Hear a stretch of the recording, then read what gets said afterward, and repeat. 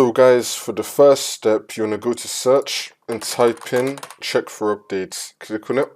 And now once you're on this, you want to click on check for updates. Make sure that your computer is fully up to date. For the next step, there's going to be 3 links down below in the description for NVIDIA, AMD and Intel.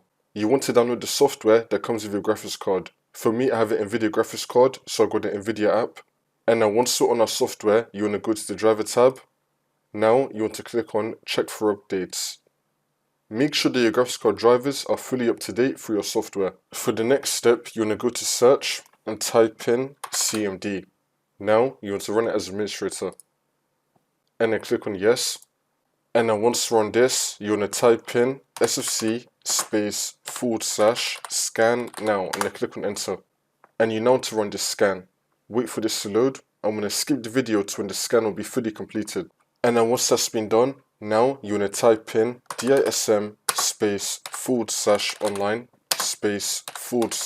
/cleanup -image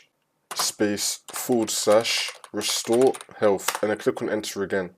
You now want to run this scan as well. Wait for this to load. And then once that's been done, for the last step, you just want to restart your computer and then the problem should be fixed.